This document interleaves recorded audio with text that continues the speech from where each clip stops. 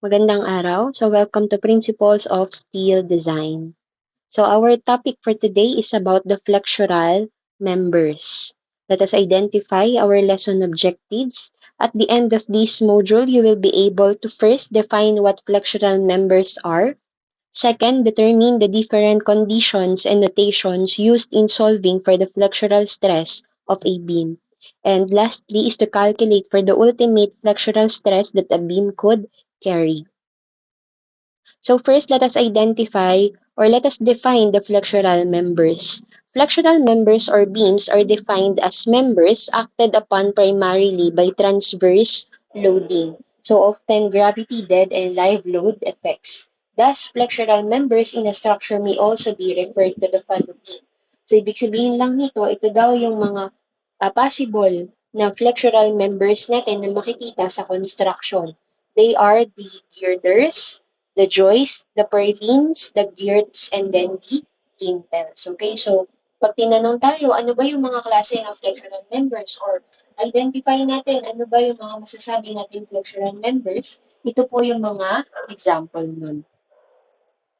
So this is one of the sample of the construction natin and identify din dito saan ba yung mga klase or ano ba yung mga tawag sa different materials na ginagamit natin dito. Okay, so like for example, this one, we have the purlin. So yung purlins natin, mostly yan pagdating talaga sa roofings natin. Okay, so yung mga post, ito yan. And then we have the girt. So si girts kasi yan yung nandoon sa ating walls. Okay, so we also have our door jamb pagdating naman sa mga pintuan. Okay, so these are just the different types of the members ng ating construction. So now, how do we say that this is a laterally supported beams? Okay, so consider the beam section here. If the beam undergoes bending about XX axis, then this kind of bending is called lateral torsional buckling. So this is one of the many modes of failure in steel beams. Concrete beams being restrained by the reinforced concrete slab don't usually exhibit this mode of failure. Now, to prevent this kind of failure, a beam can be provided a support in the XX direction. Okay, so when we say XX direction, that is the horizontal direction natin. And if this support is stiff enough to prevent movement in the XX direction, the beam is said to be laterally supported beam. Okay, so kung mapapansin kasi natin, 'di ba ito yung ating beam. Okay. So ngayon, ang nangyayari sa kanya, if that is an XX direction, ang nangyayari kasi sa atin dito is possible siyang mag-buckle sa gitna. Okay? So doon sa horizontal niya. So ngayon, kung halimbawa, ito lang. Yan lang yung ating support. So ngayon, ito, yung part na to, yan yung critical pagdating sa bending.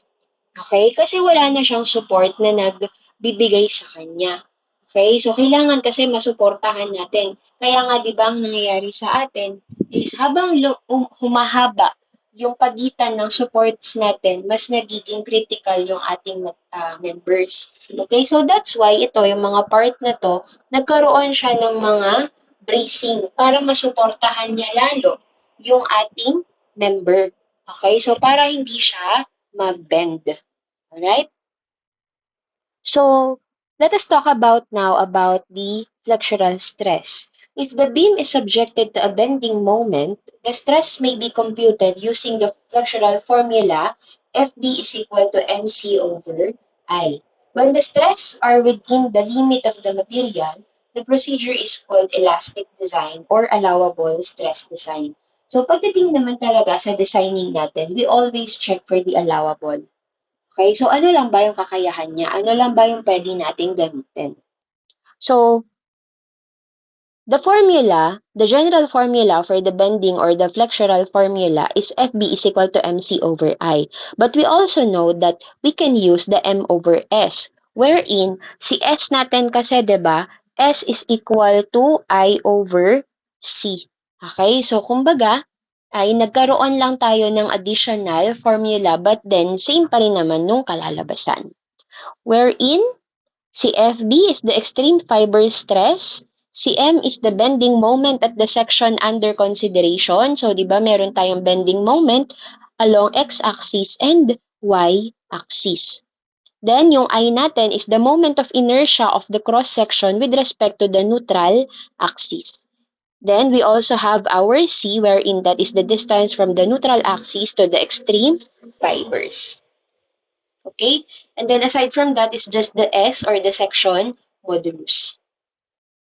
Okay, so ano naman yung mga symbols and notations na magagamit natin dito along the way? So we have the BF or the base of the compression flange. So TF is the thickness of the compression flange. TW is the thickness of the web. D is the depth of the section. AF is the area of the compression flange. FY is the yield strength of steel. LB is unsupported or unbraced length. Ibig sabihin yan yung walang suporta. Then we also have the RT, wherein that is the radius of gyration of compression flange plus 1/3 of the compression web about y-axis. Okay, so tignan natin kasi nagkaroon tayo ng additional, di ba? Dati Rx and Ry lang. Ngayon, meron na tayong RT. So, kung meron daw tayong wide flange, okay?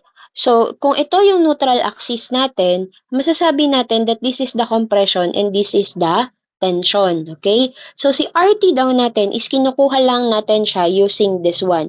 The compression flange, yung nasa taas, and then 1/3 of the compression web. Okay, so sabi nga natin, di ba, this is the compression, and then yung nasa ibaba is the tension na natin. So, ito yung web natin. So, hindi natin gagamitin lahat ng web na yan. Ang gagamitin lang natin is just the 1/3 of this web. Okay? So, hahatiin natin, yan lang po yung kukuhanan natin ng RT. Okay? Now, let us talk about the procedure on how to solve for the allowable flexural stress. So, may procedure tayong sinusunod dito. So, step 1, check if the flexural member is a compact section using the following criteria. First, BF over 2TF should be less than or equal to 170 over square root of Fy. Then, next naman natin is D over TW, which is also should be less than or equal to 1680 over square root of Fy. So, take note na itong una natin dito is the compact check natin pagdating kay flange. While dito naman sa pangalawa is kay web. Kaya kung mapapansin natin, 'di ba? Dito is flange and then also flange. While dito naman we are talking about the web. Okay? So note that if both statements are true, then the steel member is a compact section. You can now proceed to step 2. But if it is not, it is a non-compact section, dito na tayo agad magpo-proceed. So, ibig sabihin, FB is already equal to 0.6 Fy. Okay, take note ha, if that is just a non-compact, meaning nag-non-compact si A, nag-non-compact si B. Okay, pero pag halimbawang may isa lang na nag-compact sa kanila, then that is a partially compact section. Okay? So, ibig sabihin, pag partially compact section, ang gagawin nyo, you still have to proceed with step 2. Okay? Next natin, check, step 2 natin, you check if it is laterally supported. So, how can we solve for that or how can we check that? So, first, meron tayo ditong dalawang formulas for the length. Okay? So, L1 and L2.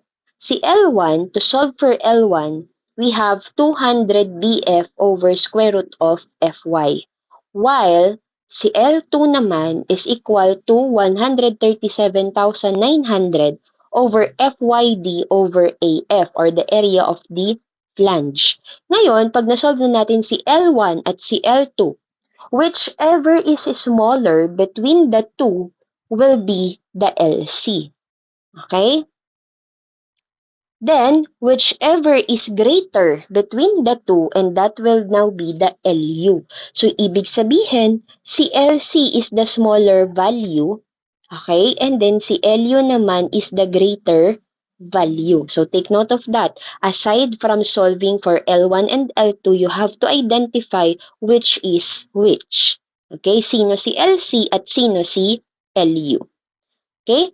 So, after nun, tsaka natin i-check kay unbraced length. So, si unbraced length naman, yan naman si LB.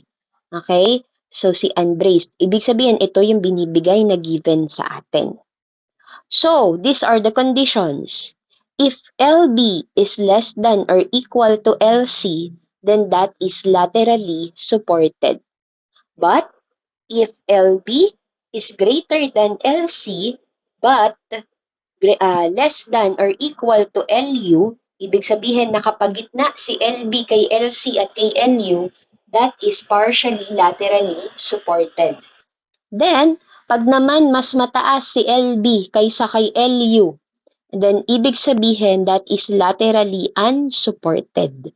Okay? So, iba-iba ngayon yung kapupuntahan nito depende sa kung ano yung nag-fall na condition.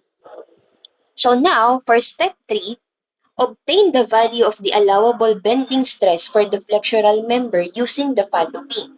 So, kapag ikaw ay napunta sa laterally supported at kay compact section, ibig sabihin compact section yung una mo sa step 1 and then napunta siya kay laterally supported, and then the bending about strong axis, take note of strong axis and that is x-axis. Then your FB will be equal to 0.66 Fy. Okay? So take note again, laterally supported and compact section, pareho sila kay strong axis, then FB is equal to 0.66 Fy. But if it is a compact section, but partially laterally supported, and then that will be FB is equal to 0.6 Fy. Okay? So, magkaiba yan. The first one is 0.66 and then the second one is 0.6 Fy. Okay, so kahit sabihin natin na 0.06 lang naman yung difference nila, malaki po yung difference niyan kapag yan ay sinolve natin. Okay? What about if nag-fall naman siya kay laterally unsupported? So, ibig sabihin, mas mataas si LB kaysa kay LU dun sa may ultimate natin, the greater value. The bending stress will be based from the following formulas. So we have 3 different formulas for the FB. We have FB1, FB2, and FB3. But take note, hindi pa kayo agad didiretso dyan. Bakit? Kasi we still have to check if it is an intermediate beam or long beam. Okay? So how do we solve for that? We have now this general condition. So, we have square root of 703,270 times CB over Fy, and this should be less than or equal to L over RT. So, ito na si RT, yung kanina na sinasabi ko sa inyo. And then, it should also be greater than or equal to square root of 3,516,330 CB over Fy. So, ibig sabihin, kapag nakagitna ito, si L over RT, sa dalawa na ito, ibig sabihin, that is an intermediate beam. But, if L over RT or the slenderness ratio is greater than dito, sa may pangalawa, ibig sabihin, that is a long beam. So, ibig sabihin lang ito yung kailangan yung tandaan na condition. Kasi kapag nag-fall siya sa gitna, then ibig sabihin that is an intermediate beam. But if L over RT is greater than this one, ibig sabihin that is a long beam. Okay? Now, let's proceed. If this beam falls on the intermediate beam, ibig sabihin, among these three, gagamitin nyo ay si FB1 at si FB3. Okay? So, si FB1 at si FB3 for intermediate beam. Okay? So, dalawa yung nakuha nyo. Ang gagawin nyo ngayon doon is to check which is greater. So, kung mas greater or mas mataas yung nakuha nyo kay FB1, then si FB1 yung susunod na tatry ninyo. Okay? Bakit itatry? Kasi, take note of this.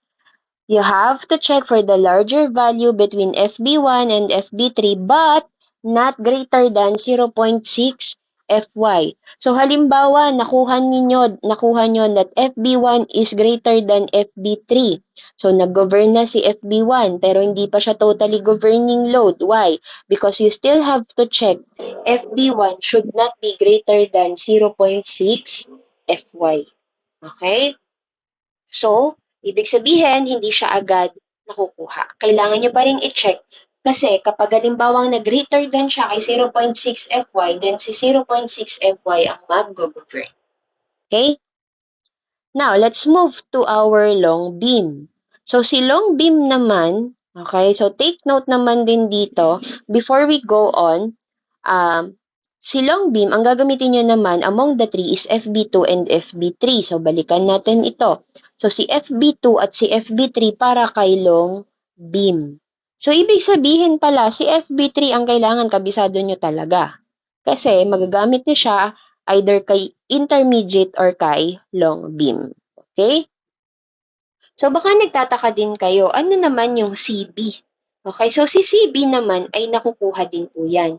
Pero most of the time, pag hindi naman binibigay ko ano yung mga moment ng beams natin, ibig sabihin, CB is already equal to 1.0. Okay? So, pero si CB is still computable. So, CB is equal to 1.75 plus 1.05 M1 over M2 plus 0.3 M1 over M2 squared. But take note, it should not be greater than 2.3. So, tignan ninyo ha, sobrang dami ng conditions pagdating dito kay allowable flexural stress. So, si M1 at si M2, si M1 is the smaller end moment. So, syempre, di ba, kung halimbawa, may beam ka dito, meron kang moment sa kaliwa at meron kang moment sa kanan. So, si M1 daw is smaller and then si M2 is bigger. So, kahit saan sila mag-fall, kung nasa kaliwa si smaller, walang problema. Kung nasa kaliwa naman si greater, walang problema. Okay? So, nakadepende na lang dyan ngayon kung sino si M1 at si M2. And then, si M1 at si M2 will still have its sign.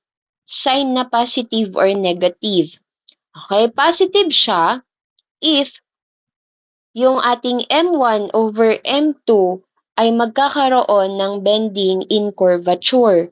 So, ibig sabihin daw nun ay same sila ng direksyon. So, kung ang direksyon nila ay parehong counterclockwise, okay, so halimbawa, counterclockwise ito, and then counterclockwise din to. So, ang nangyayari sa kanila, nagkakaroon sila ng curvature.